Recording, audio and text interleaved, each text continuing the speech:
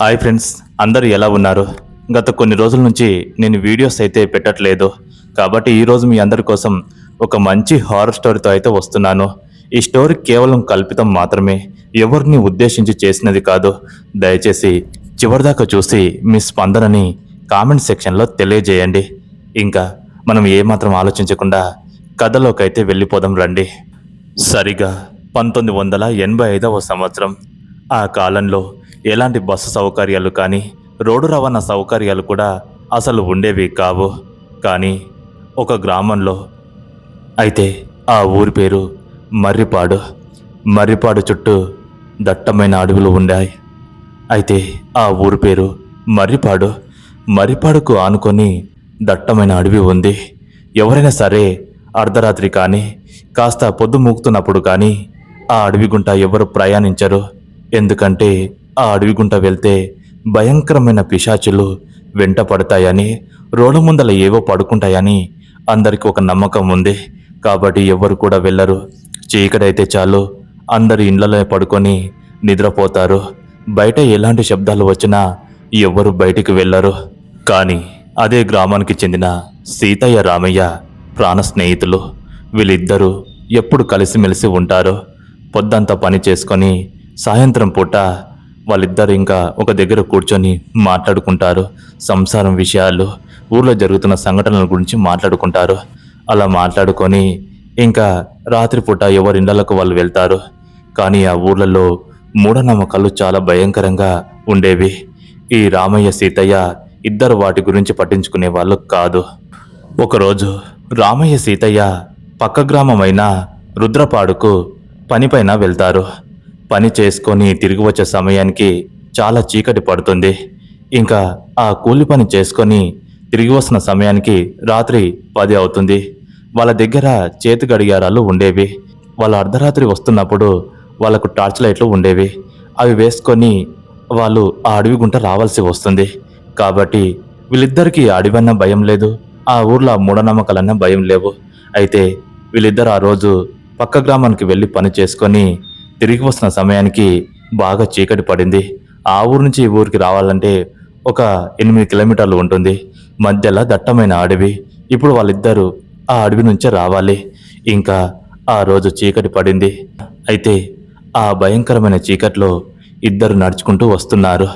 అలా నడుచుకుంటూ వస్తూ ఒక తాండాలో వాళ్ళిద్దరు నాటుసారా తాగుతారు. నాటుసారా తాగి ఇంకా వాళ్ళ ఊరు వైపు వస్తూ ఉంటారు. దారంతా చీకటి, ఏమీ కనబడతలేదు. వీళ్ళిద్దరు మాట్లాడుకుంటూ టార్చ్ లైట్ వేసుకొని ముందుకు వస్తున్నారు. అప్పుడు రామయ్య ఇలా అంటున్నాడు, రే సీతయ్య, ఈ దారిగుంట వస్తే దయ్యాలు కనబడతాయంట. మన ఊరు వాళ్ళు చాలామంది అంటుంటే విన్నాను, నిజమేనారా అని రామయ్య సీతయ్యతో అంటాడు. అప్పుడు సీతయ్య, రే అవన్నీ పట్టించుకోకు, అయినా ఎందుకు నమ్ముతారా? అవన్నీ మన ఊరు వాళ్ళకే చెందుతాయి, మనం అస్సలు పట్టించుకోవద్దు.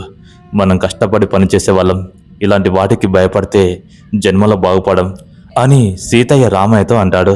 లేదురా, అందరూ అంటుంటే నేను విన్నాను, కానీ నేను కూడా నమ్మనులే. మనకున్న గుండె ధైర్యం ముందు ఏ దయ్యం మనం ఏం చేయదు అని అనుకుంటూ మాట్లాడుకుంటూ ఆ రోడ్డు పైన వస్తున్నారు.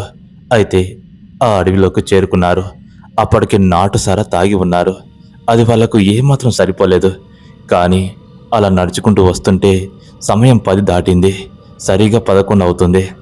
ఆ అడవిలోకి రాగానే అక్కడి నుంచి ప్రయాణం చాలా భయంకరంగా ఉంటుంది. సరిగా బాట చక్కగా ఉండదు. ఇద్దరు నడుచుకుంటూ వస్తున్నారు. అలా వస్తూ ఉంటే చెట్ల గాలి భయంకరంగా వేస్తుంది. ఇంకా ఆ అడవిలో నుంచి భయంకరమైన శబ్దాలు వస్తున్నాయి. అప్పుడు రామయ్య ఆ శబ్దాలను విని సీతయ్య వైపు చూస్తాడు. సీతయ్య, నీకు ఆ శబ్దాలు వినబడుతున్నాయా? చాలా భయంకరంగా వస్తున్నాయిరా అని అంటాడు. రామయ్య నవ్వుతూ, రేయ్ చెప్పాను కదా, భయపడేదేం లేదు, సప్పుడు చేయకుండా ముందు చూసుకుంటూ వెళ్దాం పద అంటూ అలా వస్తూ ఉన్నారు. అలా వస్తూ ఉంటే సడన్గా రోడ్డు పైన ఎవరో కూర్చున్నట్టుగా కనబడుతుంది ఇద్దరికి. ఇద్దరు అలా ఆగి ఆ టార్చ్ లైట్లు వేసుకొని చూస్తారు. అలా చూస్తూ ఉంటే రామయ్య ఒక్కసారిగా భయపడతాడు. రేయ్ సీతయ్య, ఎవర్రా ఇంత రాత్రి వేళలా, అది కూడా ఈ అడవి ప్రాంతంలో ఈ రోడ్డు పైన కూర్చున్నారు అని సీతయ్యతో రామయ్య అంటాడు.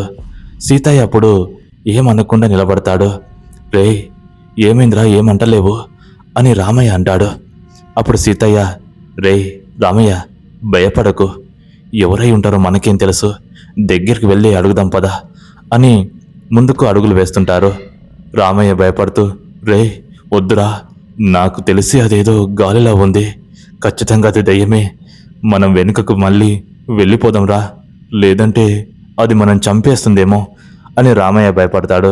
అప్పుడు సీతయ్య, రేయ్ భయపడేది ఏమీ లేదు, అది ఎవరైతేంది, మనం ఖచ్చితంగా దాన్ని ఎదుర్కోవాలి, అది మనిషా దయ్యమా దగ్గరికి వెళ్తేనే తెలుస్తుంది అని రామయ్యకి ధైర్యం చేసి ఇంకా చేయి పట్టుకొని ముందుకు లాగుతాడు. అలా ఇద్దరు దాని వెనుకకు వెళ్ళి నిలబడతారు.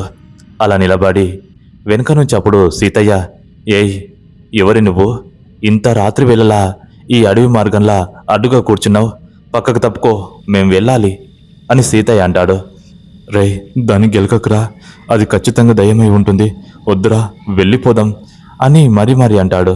భయపడకురా, భయపడకు, అది మనిషే దయ్యం కాదు అని అనగానే ఒక్కసారిగా గాలి పెద్దగా వస్తుంది. దాని తల వెంట్రుకలన్నీ గాల్లో లేస్తాయి. అప్పుడే భయంకరమైన నవ్వు వినపడుతుంది. ఆ నవ్వు వినిపిస్తుంది ఎక్కడి నుంచో కాదు, ఆమె వైపు నుంచే. రామయ్య గుండె జారిపోయినంత పని అయిపోయింది. సీతయ్య కూడా అలాగే నిలబడతాడు.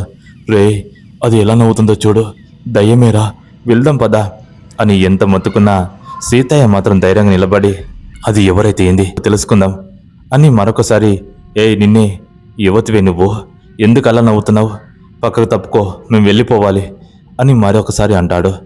అప్పుడు దానికి కోపం వచ్చి పైకి లేస్తుంది. అలా లేచి వీళ్ళ వైపు ఒక్కసారిగా తిరుగుతుంది. అలా తిరగగానే వీళ్లకు గుండె జారిపోయినంత పని అయిపోయింది. దాని ముఖం అస్సలు కనబడదు, కానీ ఎర్రటి కళ్ళు మెరుస్తున్నట్టుగా కనబడుతుంది. ముఖమంతా నల్లగా ఉంది.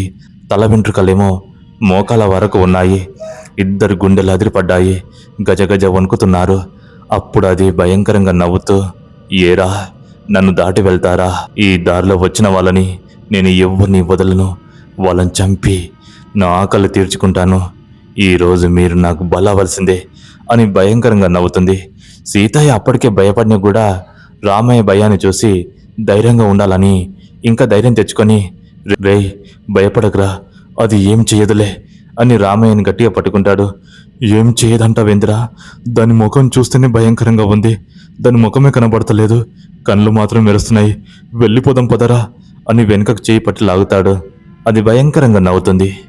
ఎక్కడికి రా వెళ్ళేది, మీరు ఎట్టు వెళ్ళినా నా చేతిలో మీ ప్రాణాలు పోతాయి అని అది వీళ్ళ వెంట పడుతుంది. సీతయ్య కూడా ఇంకా ఆలోచించకుండా రామయ్య చేయి పట్టుకొని వెనుకకు తిరిగి పరిగెడుతున్నాడు. అలా పరిగెడుతూ ఉంటే వాళ్ళ ముందర అదే దయ్యం ప్రత్యక్షం అయ్యింది. వాళ్ళు ఎట్టు వెళ్తే అటు భయంకరంగా అరుస్తూ అడ్డుపడుతుంది. ఇద్దరికి భయం మొదలయ్యింది. రే నేను చెప్పాను కదా, నువ్వే వినిపించుకోలేదు, మన ఊరు వాళ్ళు చెప్పింది నిజమే, అది దయ్యమేరా, వామో పోయి దీని చేతిలో చిక్కుకున్నామేంది, అది మనం ఖచ్చితంగా చంపేస్తుంది అని రామయ్య ఏడుస్తాడు. రామయ్య ఏడవకు, నేనున్నాను కదా, అది ఏం చేయదు, అరే అలా మాట్లాడకురా, అది మనల్ని వెంబడిస్తుంది అని ఏడుస్తూ ఉన్నాడు. ఇంకా తోస్తలేదు, ఎటు వెళ్ళాలో అర్థం కావట్లేదు, ఎటు చూసినా అదే ప్రత్యక్షం అవుతుంది. వీళ్ళని పట్టుకోవాలని చూస్తుంది. వీళ్ళు పోయి అడవిలోకి పరిగెడతారు. అడవిలో ఒక బాట ఉంటుంది, ఆ బాట గుంట పరిగెడతారు. అలా పరిగెడుతూ ఒక రాయి దగ్గర తట్టు తాకి కింద పడతారు. అలా పడగానే అక్కడ ఒక విగ్రహం ఉంటుంది. ఆ విగ్రహం ఒక గ్రామ దేవతది. ఆ విగ్రహం చూడడానికి చాలా భయంకరంగా ఉంది. రామయ్య సీతయ్య ఆ ఇద్దరు ఆ విగ్రహాన్ని చూస్తారు. అలా చూడగానే ఒక్కసారిగా దండం పెట్టుకుంటారు. వెనకాల దయ్యం వచ్చి నిలబడుతుంది. రే మీ ప్రాణాలు ఇంకా పోతాయి, మిమ్మల్ని చంపేస్తా అని వాళ్ళపైన దూకబోతుంది. అలా ఇంకా వాళ్ళిద్దరిని పట్టుకోబోతుంటే ఒక్కసారిగా ఆ విగ్రహం నుంచి భయంకరమైన మెరుపులు వచ్చి ఆ దయ్యాన్ని దూరం విసిరేస్తాయి. అలా విసిరేయగానే ఆ దయ్యం గట్టిగా అరుస్తుంది. అప్పుడు వీళ్ళకి అర్థమవుతుంది అక్కడ ఉన్నది సాక్షాత్తు దేవత అని. ఇంకా ఆమెకు దండం పెట్టుకొని, తల్లి నువ్వే మమ్మల్ని కాపాడాలి, ఈ దుష్టశక్తి నుంచి మమ్మల్ని కాపాడు తల్లి అని ఆ విగ్రహాన్ని పట్టుకొని మొక్కుతారు. అక్కడ ఉన్నది సాక్షాత్తు ఒక అమ్మవారు, ఆమెని కాళిక మాత. ఆ విగ్రహం చూడగానే వీళ్ళకు కూడా చాలా భయం అవుతుంది. ఇంకా దయ్యం దగ్గరికి రాలేక వీళ్ళ చుట్టే తిరుగుతూ వీళ్ళని ఎప్పుడైతే చంపాలని చూస్తుంది. ఆ దయ్యం వెళ్ళిపోయినంత వరకు వాళ్ళిద్దరూ ఆ విగ్రహం దగ్గరే కూర్చున్నారు. చివరిగా దయ్యం వీళ్ళని మళ్ళీ పట్టుకోవాలని చూస్తుంది. ఈసారి ఆ విగ్రహం నుంచి భయంకరమైన మెరుపు ఇంకొకసారి వస్తుంది. అలా వచ్చి ఆ దయ్యాన్ని కట్టివేసి అడవిలోకి విసిరేస్తుంది. అలా విసిరేయగానే పెద్ద కేకతోటి అడవంతా మారుమోగుతుంది. తర్వాత రామయ్య సీతయ్య ఉదయం వరకు అక్కడే ఉండి ఆ తల్లిని మొక్కి, మా ప్రాణాలను కాపాడేవు తల్లి, నువ్వు లేకపోయి ఉంటే మేము చనిపోయేవాళ్ళమే అని కళ్ళ నిండా నీళ్లు తెచ్చుకొని ఏడుస్తూ ఇంటికి చేరుకుంటారు. ఇంటికి చేరుకొని జరిగిందంతా చెప్తారు. తర్వాత గ్రామ ప్రజలందరూ వచ్చి ఆ విగ్రహం ఉన్న దగ్గర ఆ చెట్లను నరికేసి గుడిని కడతారు. ఇంకా అడవిలో ఆ తల్లిని పూజిస్తున్నప్పటి నుంచి ఆ దారిలో ఎలాంటి దుష్ట శక్తులు కనబడలేవు. ఇలా ఈ కథ ముగిసింది. ఆ రోజు ఆ తల్లి వలని రామయ్య సీతయ్య ప్రాణాలతో బయటపడ్డారు. మరి ఈ స్టోరీ మీకెలా నచ్చిందో కామెంట్ సెక్షన్లో తెలియజేయండి. మరొక స్టోరీతో నేను మళ్ళీ మీ ముందుకు వస్తాను. అంతవరకు సెలవు. జై హింద్.